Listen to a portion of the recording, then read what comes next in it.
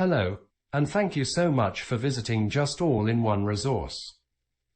Although I have used ChatGPT in the past to assist me in creating stories, I've found that it did a horrible job with this particular story, so I had to sit down and do a total rewrite. The story in its current form reads nothing like what ChatGPT created for me. Also, I do not like doing this, but I have to mention something which is important to me. Please do not use this story for your own channels, websites, etc.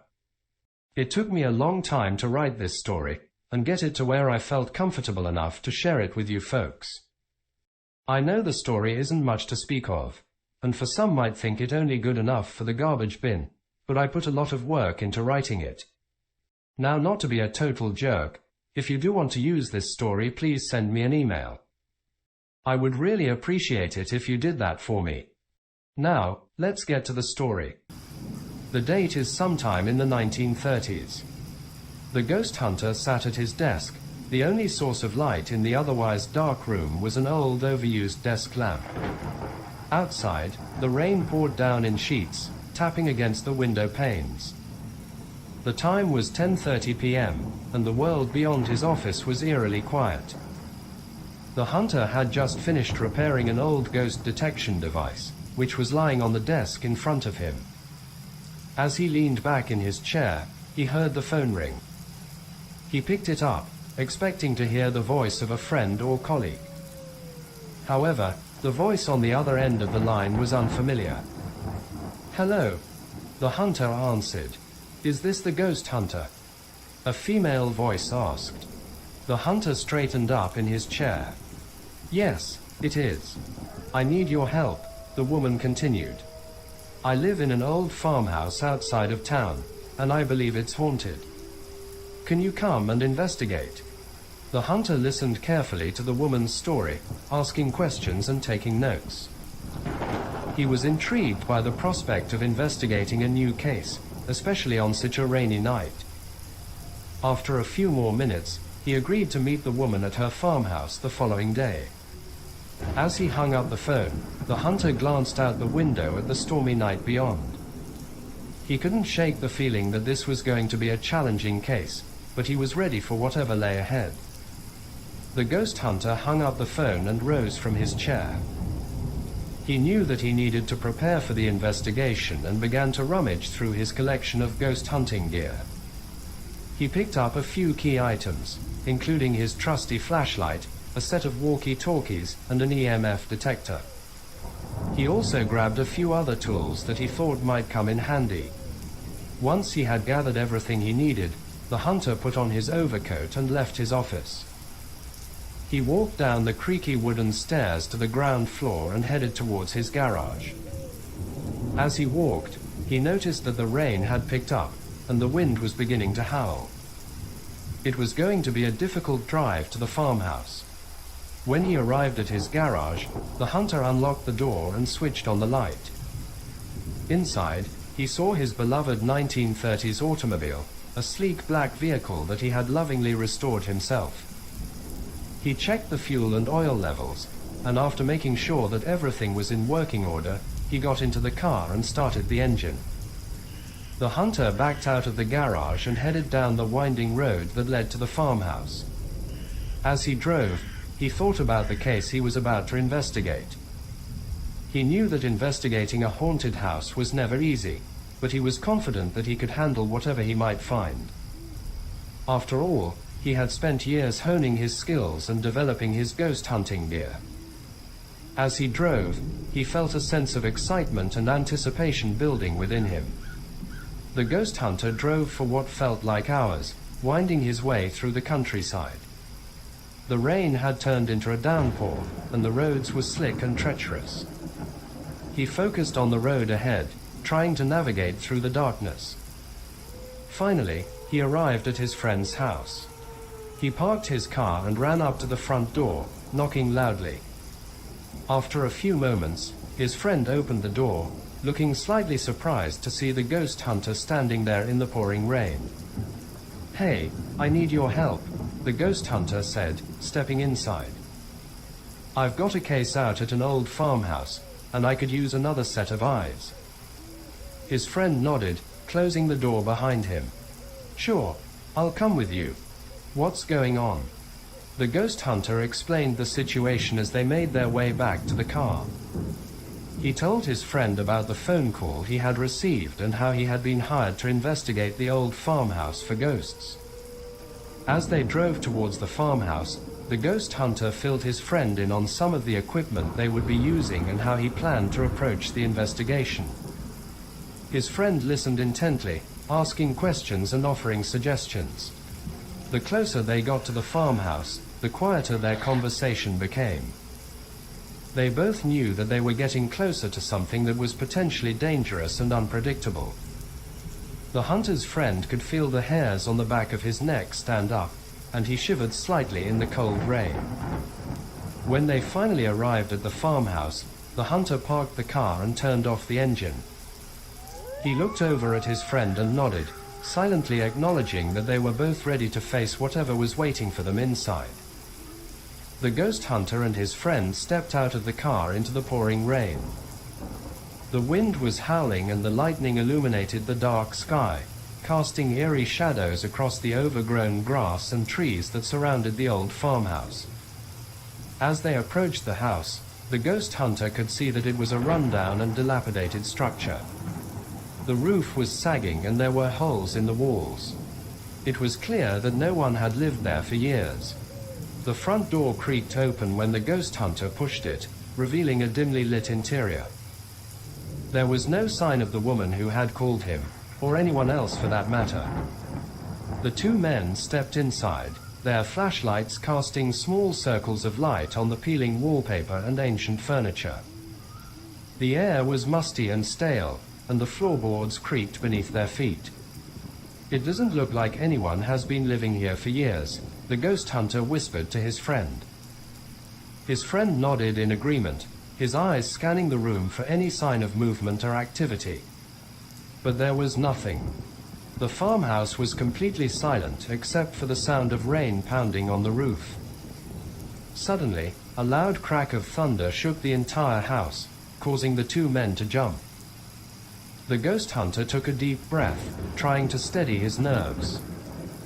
He knew that they had a job to do, and they couldn't let fear get in the way.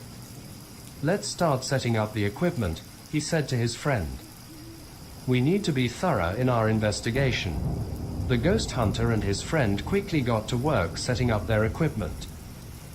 They placed cameras, audio recorders, and other ghost hunting tools in strategic locations around the house. As they worked, the storm outside continued to rage on, casting eerie shadows across the walls and floor. The lightning was so bright that it momentarily blinded them, and the thunder was so loud that it made the whole house shake. Despite the chaos outside, the ghost hunter and his friend continued their work. They were professionals, and they knew that the best time to catch evidence of a ghost was during a storm. But then, suddenly, the ghost hunter caught a whiff of something foul. It was a smell of something rotting, and it was coming from somewhere in the house. "Can you smell that?" the ghost hunter asked his friend, who was busy checking a camera. His friend turned around and sniffed the air. "Yeah, I can smell it. It's coming from over there," he said, pointing to a closed door on the other side of the room. The two men cautiously made their way towards the door, their flashlights shining in front of them. The smell was getting stronger with every step they took. When they reached the door, the ghost hunter slowly pushed it open. The room inside was pitch black, but they could still see a silhouette of a figure hunched over in the corner. "Who's there?" the ghost hunter called out, his voice shaking slightly. There was no answer. The figure remained still, and the smell of rotting flesh continued to fill the room. The ghost hunter took a step closer, his heart pounding in his chest. He had no idea what he was about to find, but he knew that he had to face it head-on. The ghost hunter stumbled backward from the force of the door slamming in his face. His heart pounded in his chest, and his friend looked at him with concern. "What happened?" his friend asked. "The door, it slammed shut," the ghost hunter said, still catching his breath. They both stood there, listening to the storm rage outside and the sound of the door creaking as it swayed on its hinges. The smell of decay was now overwhelming, and the ghost hunter knew they needed to find the source. Slowly, they made their way through the dark, creaky house, following the scent of rotting flesh. It led him to a room at the end of the hall, and as they opened the door, they were hit with a wave of nausea. In the corner of the room was a pile of decomposing animal carcasses, covered in maggots and flies. The ghost hunter could barely stand the smell, but he knew this was a sign of something sinister. "We need to keep looking," he said, trying to keep his voice steady. "There's something here." They continued their search, but the smell of death seemed to be everywhere. It was in the walls, in the floors, in the very air they breathed. The ghost hunter felt like he was walking through a nightmare. Finally, they found what they were looking for. In the basement, they discovered an old, rusted cage that had been used to hold animals. Inside, they found bones and more carcasses, along with a sense of evil that seemed to emanate from the very walls. The ghost hunter knew they needed to leave, and fast. But as they made their way back up the stairs, the door to the basement slammed shut behind them, locking him in. The ghost hunter's friend frantically slams the door with his shoulder, and the door gives way, and both men stumbled into the hallway, nearly falling. Both men, now frightened, stayed silent, looking around, cautiously sweeping their flashlights from side to side, which cast ghostly shadows on the walls. They heard a heaving sound coming from the basement, and both men focused their flashlights toward the sound, and they suddenly saw a human, or what looked like a human, crouched and contorting its way up the stairs, and as the apparition came closer, the door suddenly slammed shut so fast both men jumped back, slamming into the wall behind them. As the men tried to catch their breath and their sanity, they suddenly heard a voice. Both men froze in place and listened intently, trying to hear what the voice was saying. Both men began walking quietly down the hallway toward the direction where the voice was coming from. The further they walked down the hallway, they were certain the door on the left is where the voice is coming from. As they were about to open the doorknob began violently twisting and turn. The door began opening slightly and slamming shut. Pieces of the door frame along with old paint began to fall to the floor, and as suddenly as it began, it stopped. The ghost hunter and his friend froze in their tracks. The ghost hunter's friend cleared his throat and whispered, "Do you think it's safe to go in?" The ghost hunter replied, "I hope so." He reached for the door handle and pushed the door open. Both men walked inside and quickly shone their lights about the room, but the room was empty, and they cannot find anyone or anything that could have made that voice. He takes out his EMF meter and starts scanning the area. The device starts beeping frantically, indicating that there's a strong presence of energy in the room. He then takes out his EVP recorder and starts asking questions to the empty room, hoping to capture some evidence of paranormal activity. Suddenly, the temperature in the room drops significantly, and the ghost hunter and his friends start shivering. They can see their breath in the air, even though it's not that cold outside. Then, they hear footsteps coming from upstairs. The ghost hunter takes out his flashlight and signals his friend to follow him. As they climb the creaky stairs, they hear strange noises and whispers. They finally reach the top of the stairs and see a shadowy figure at the end of the hallway. The ghost hunter aims his flashlight towards the figure, but it disappears into thin air. Suddenly, they hear a loud crash coming from one of the rooms. They quickly run towards the source of the noise and find that a bookshelf has fallen over, revealing a hidden door behind it. The ghost hunter looks at his friend, and they both nod in agreement. They know they have to investigate. The ghost hunter opens the door, and they enter a small room. The room is filled with cobwebs, and the air is stale. They look around and see an old chest sitting in the corner. They approach the chest and open it, revealing a collection of old photos, letters, and other objects. As they start looking through the items, they hear a whispering voice saying, "Get out of my house." Suddenly, the room starts shaking, and objects start flying around. The ghost hunter and his friend quickly grab the items and run out of the room. They make their way back downstairs and out of the house, carrying the chest and all of their equipment. As they leave, they can hear the voice again, saying, "Don't come back." The ghost hunter knows that he has uncovered something dark and sinister in the old farmhouse, and he knows that he must return to investigate further. As the ghost hunter and his friend enter the living room of the farmhouse once again, the ghost hunter's eyes catch something unusual on the floor. It appears to be some kind of writing etched into the wooden boards. He moves closer to examine it, and his heart skips a beat as he reads the words, "Get out." He quickly calls his friend over, and they both stare at the words in shock. It's clear that the message is meant for them, and it's a warning to leave the farmhouse before something terrible happens. But the ghost hunter is determined to stay and investigate further. He's faced many dangerous situations before, and he's not one to give up easily. With a sense of purpose, he starts to search the living room for any clues that might reveal the source of the writing. His friend joins in, and together they start to notice strange things happening around them. Objects are moving on their own, and the air seems to be getting colder by the minute. But the ghost hunter remains focused and determined, using his expertise and his trusty equipment to try and uncover the truth about what's happening in the farmhouse. As they continue to search, they hear strange noises coming from upstairs. It sounds like something or someone is moving around, but they can't be sure. The ghost hunter and his friend exchange a nervous glance, but they both know they have to investigate further. They head up the stairs, their hearts pounding with fear and excitement.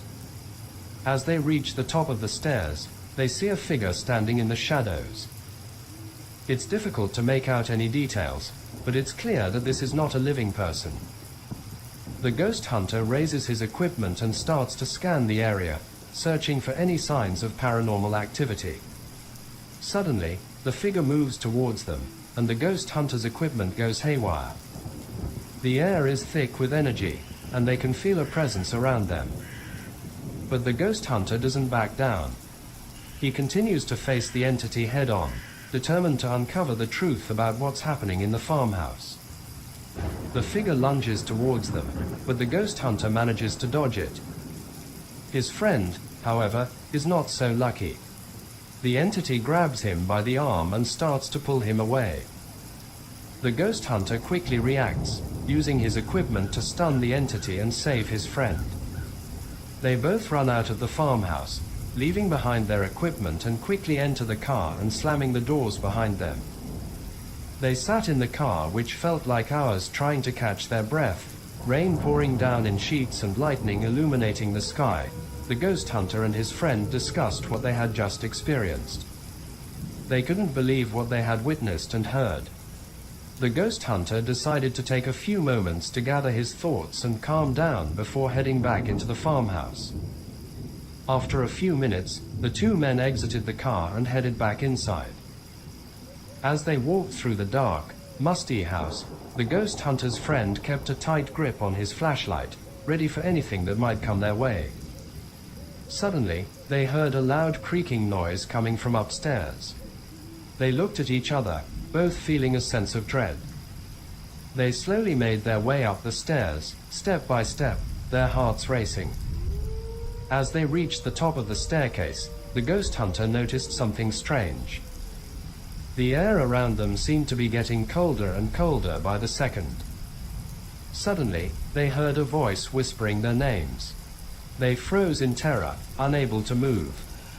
The ghost hunter pulled out his equipment and began scanning the area. He was able to pick up a strange energy reading coming from one of the rooms. They cautiously approached the room, their hearts pounding with fear. As they opened the door, they saw something that made them scream in horror. The room was filled with an eerie blue mist, and in the center of the room stood a ghostly figure. It was the ghost of a woman, dressed in a long, flowing dress. Her eyes were empty and lifeless, and she was staring right at them. The ghost hunter quickly pulled out his camera and snapped a few pictures, hoping to capture some evidence of the ghostly encounter. Suddenly, the ghostly figure disappeared into thin air, leaving the two men alone in the cold, empty room. The ghost hunter and his friend began walking around the room searching for clues but were unable to find anything useful. They shrugged and moved back into the hallway and decided to search the adjacent room. As the ghost hunter and his friend entered the room, they noticed that it was the master bedroom. It was furnished with a large wooden bed, a chest of drawers, and a rocking chair in the corner. The room was dusty, and cobwebs hung from the ceiling. As they began to search through the room, the ghost hunter's friend spotted something on the floor near the bed. It was a stack of letters tied together with a ribbon. The letters were old and yellowed with age, and the writing was faded in places. The ghost hunter carefully untied the ribbon and began to read the letters aloud. The letters were written by a woman named Elizabeth, who lived in the farmhouse many years ago. She had been writing to her husband, who was away at war. The letters started out full of love and longing, but as the ghost hunter read on, the tone of the letters changed. Elizabeth became increasingly worried about her husband's safety, and she begged him to come home. The last letter was the most disturbing of all. In it, Elizabeth wrote that she had heard strange noises in the house and that she was afraid for her life. She begged her husband to come home immediately, but he never did. As the ghost hunter finished reading the letters, he felt a chill run down his spine. It was clear that something terrible had happened in this farmhouse, and they needed to find out what. The ghost hunter and his friend stood there in shock as the letters burst into flames and disintegrated right before their eyes. As the flames danced in the air, they heard a faint crying of a lady.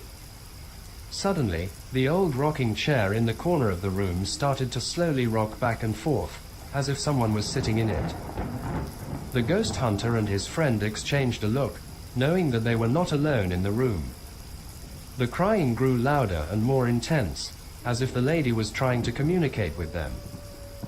The rocking chair picked up speed, and the room grew colder with each passing moment. The ghost hunter and his friend stood frozen, unsure of what to do next. They had never encountered such a powerful spirit before.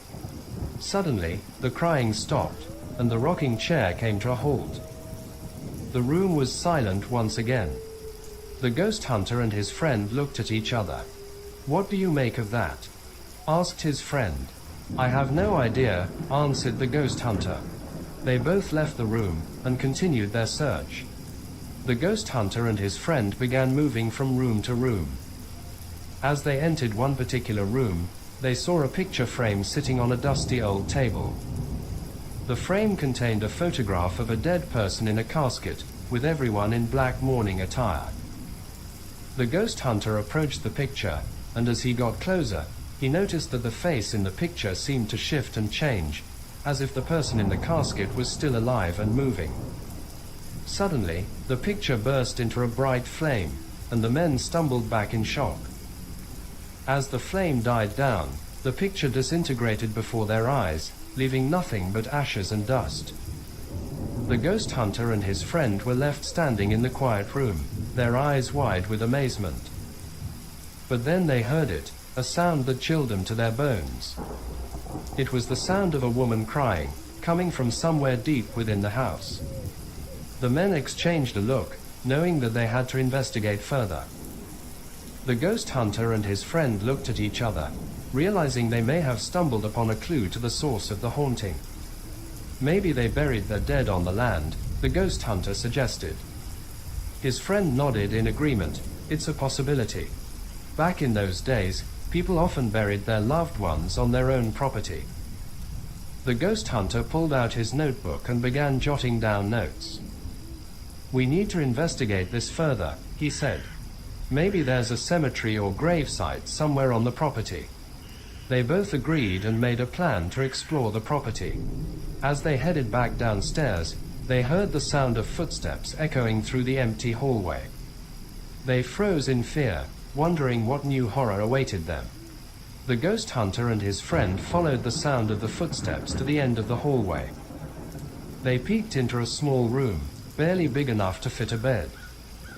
The room was empty, except for an old trunk sitting in the corner. The ghost hunter approached the trunk and carefully lifted the lid. Inside, he found a stack of old papers and a few personal items, including a locket and a faded photograph. The photograph showed a family standing in front of the farmhouse, looking happy and content.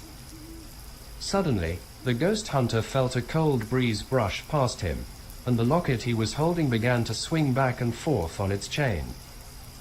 He knew there was a presence in the room with them. "Did you feel that?" the ghost hunter's friend asked. The ghost hunter nodded, still holding the locket in his hand. Whatever it was, maybe the locket is a clue of some sort.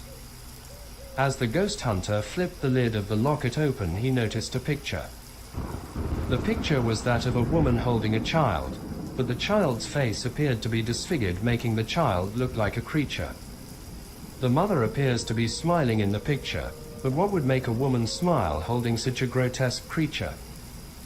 Just as he was about to close the lid of the locket, they heard a woman's voice begin to cackle behind them, and as they turned they saw a woman dressed in a hooded black dress, crooked hands reaching out to them, then suddenly disappeared into the wall. Pieces of the old rotted wallpaper fell to the floor, and immediately burst into flames. Both men quickly came to their senses, and ran over, and stomped out the fire. The ghost hunter's friend suddenly said, "What in the name have we gotten ourselves into here? Maybe we should go. We have never seen anything like this before." The ghost hunter looked at his friend and replied, "I know, this is something I have never seen. I'm beginning to think we were led here. That call I received, the woman's voice sounded odd, not normal, but I thought that was because of the storm." The ghost hunter looked around the room, then said, "Whoever that was on the phone, and whatever that was who just disappeared into the wall, we still have to investigate." As they left the room, the footsteps started up again, louder than before. The ghost hunter and his friend followed him down the stairs and into the basement.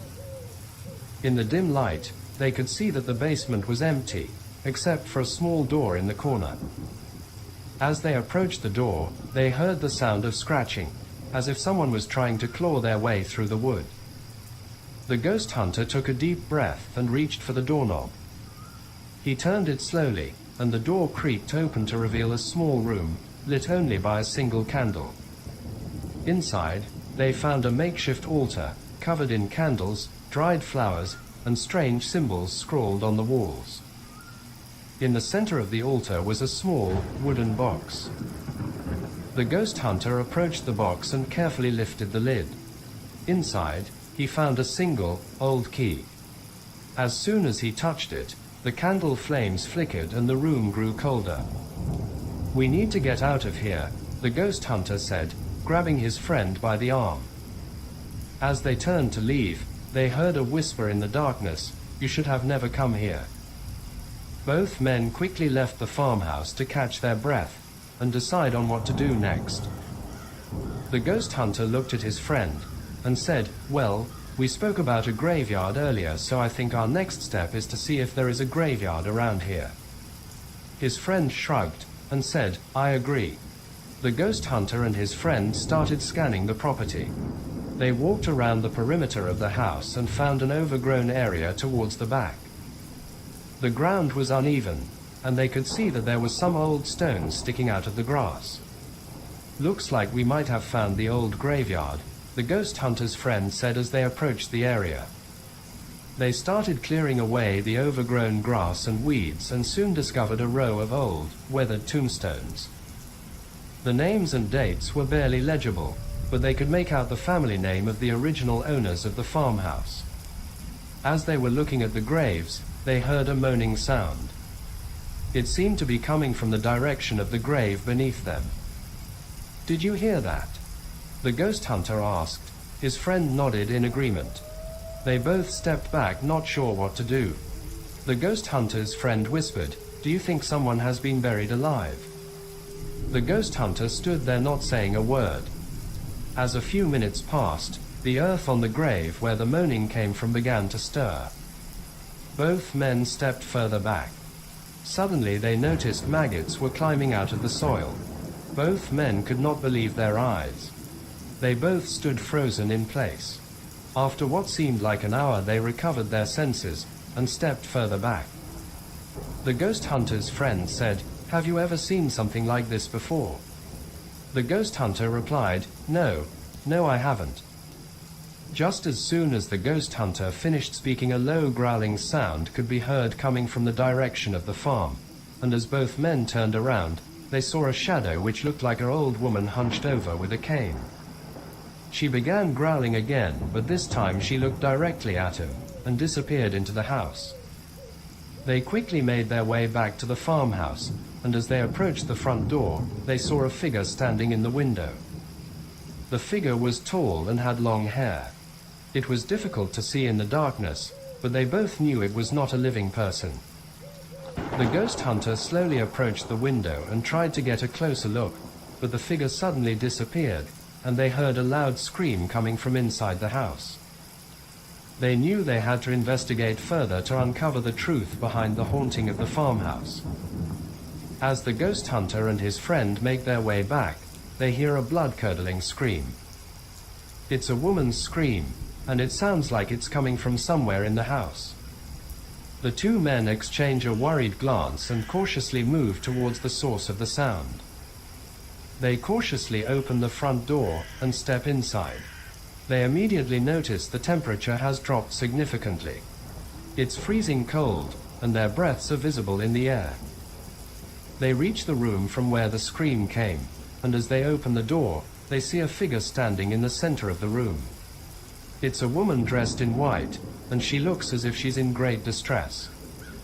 The ghost hunter and his friend approach the woman slowly, trying to calm her down. As they get closer, they realize that she's translucent. The woman is crying and sobbing, and the two men can't help but feel sorry for her. They try to communicate with her, asking her what's wrong and if they can help her. However, the ghost doesn't seem to respond to them. She just keeps crying and shaking. Suddenly, she disappears, and the room becomes silent once again. The two men are left standing in the empty room, trying to process what just happened. They exchange a worried glance and decide to continue their investigation. They know that they are dealing with something powerful, and they need to be careful.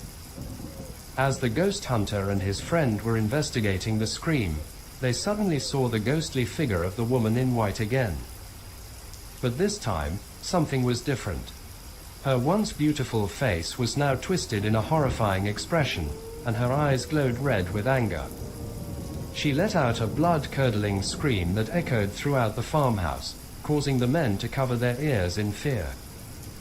The ghost then disappeared as quickly as she had appeared, leaving the men shaken and wondering what had caused her to become so angry. As the ghost hunter and his friend continued to investigate, they went into another room and found a baby rocker rocking back and forth, as if someone was sitting in it. But when they looked closer, there was no one there. The ghost hunter's friend began to feel uneasy and suggested they should leave, but the ghost hunter was determined to find out the truth behind the haunting. They continued to search the rest of the rooms, but found nothing of significance. Just as they were about to leave, they heard a loud banging noise coming from upstairs. They quickly made their way up the creaky staircase and found themselves in a small attic room. In the corner of the room, they saw a trunk. As they approached it, the banging noise grew louder and more frantic. When they opened the trunk, they found old clothes and a few personal items, but nothing that explained the haunting. Disappointed and tired, they decided to call it a night and return to their car. But as they walked down the stairs, they heard the baby rocker start to creak and rock again on its own. They turned around to see the ghost of a woman in a white dress standing behind them, her face contorted in anger. The ghost hunter stood his ground and tried to communicate with the spirit, but it was no use. The ghost continued to scream and shake the house until the ghost hunter and his friend finally fled the farmhouse, realizing that they may never know the truth behind the haunting. The house had been shaking violently, the rain pouring down in torrents, and the wind howling like a pack of wolves. But suddenly, as if a switch had been flipped, everything stopped. The house fell silent, the rain stopped, and the wind died down. The only sound that could be heard was the steady beating of the men's hearts. "What the hell was that?" said the ghost hunter's friend. "I don't know," said the ghost hunter. "But I have a feeling we're not done yet." The men stood there for a moment longer, staring at the house. It seemed to be watching him, waiting for them to make a move. The ghost hunter took a deep breath and stepped forward. "Come on," he said. "Let's go back inside." As they made their way back into the house, the men couldn't shake the feeling that they were being watched. The house was silent, but it felt like there was something lurking in the shadows, waiting to pounce. They cautiously made their way through the rooms, searching for any clues as to what was going on. But everything seemed to be in order. That was until they reached the last room. In the corner of the room was a rocking chair. It was old and creaky, and it looked like it hadn't been used in years. But it was moving. Slowly, back and forth, back and forth. The men approached it cautiously, trying to see what was causing the chair to move. But as they got closer, they saw something that made their blood run cold. There was a baby in the chair. It was small and pale, with dark circles under its eyes. It looked like it had been dead for years, but it was still moving. Slowly, back and forth, back and forth. The men stumbled back, trying to make sense of what they were seeing. But there was no sense to be made. This was beyond anything they had ever encountered. Suddenly, the house began to shake again. The walls rattled, and the floorboards creaked. The men ran for the door, desperate to escape the horrors of the farmhouse. But just as they reached the door, they heard a sound that froze them in their tracks. A loud screeching voice said, "You are not leaving here." The doors began to open and slam shut. The windows opened and closed violently, and the floor began to heave as if it was breathing. Then they heard a woman screech as if in agony, and then they heard a growl coming from one of the corners of the room. Both men whipped around to see the old woman hunched over with the cane they saw earlier outside begin to approach them, growling, saying, "You will never leave here." As the old woman got closer, they noticed the smell of something rotten has returned. It's so strong that they have to cover their noses with their shirts to avoid gagging. The ghost hunter took out his flashlight and shone its light into the face of the old woman, hoping to blind it, but what they saw shocked him to their core. The old woman's face was skin and bone. Flesh was hanging from her face and swung with each step she took toward them. The ghost hunter's friend screamed as he shone his light away from the old woman, and as he did so the light fell upon a baby rocker. There, in the baby rocker, sat a ghostly figure of a woman holding a small, rotting corpse in her arms. Her eyes are hollow and black, and her face contorts into a grotesque grin as she stares at the men. The smell is overwhelming now, and the men struggle to keep from vomiting. Suddenly, the ghostly figure disappears, and the smell dissipates. The men are left standing in the living room, shaken and afraid. They know that they have to find a way to put this ghost to rest, but they are running out of ideas. As they stand there, the ghost hunter's friend suddenly remembers something he saw earlier. He rushes over to a nearby table and picks up a piece of paper. On it, he sees an old map of the area with a circled location. It's a graveyard, and it's on the property, but this graveyard is not the one they investigated earlier. The men quickly make their way outside, following the map to the location. They find it hidden behind a cluster of grove trees, and as they enter, they see that the graves are old and neglected. They begin to search through the names, looking for any that match the story they have uncovered. Finally, they find a grave with the name of the woman they have been encountering. The date of her death matches the story they found in the letters, and they know that they have found the source of the haunting. They decide to perform a ritual to put the ghost to rest. The ghost hunter recites a prayer, while his friend pours salt over the grave. The wind picks up, and the rain starts to fall again, but this time it feels cleansing and refreshing. The men feel a sense of relief, and they know that they have finally put the ghosts to rest. As they walk back to their car, the ghost hunter and his friend look at each other and smile. They know that they have faced their fears and conquered them. They know that they have done something good, and that they have helped to bring peace to a troubled soul. As the men walk towards their car, they suddenly see flames emerging from the windows of the farmhouse. They drop their equipment and run back inside to try and extinguish the fire. The smoke is thick and makes it hard to breathe. They grab buckets of water from the kitchen sink and start throwing them onto the fire. But it's no use, the flames are too strong and spread quickly. The men retreat outside, coughing and gasping for air. They watch helplessly as the flames consume the farmhouse. It's a terrifying sight to behold as the flames dance and flicker in the darkness. The rain has stopped, and there is a strange stillness in the air. As they stand there, they realize that there's nothing more they can do. The farmhouse is a complete loss. The men exchange looks of shock and disbelief. They wonder what could have caused the fire. Was it something paranormal or something more mundane? After a few minutes of staring at the burning farmhouse, they decide to leave the scene. As both men begin to walk to the car, they hear a hissing sound. As both men turn around, they stare in disbelief as the farmhouse suddenly stops being on fire. The flames just die out, as if someone had turned off a switch. But the strangeness doesn't stop there. All of the doors in the house start opening and closing, creaking on their rusty hinges.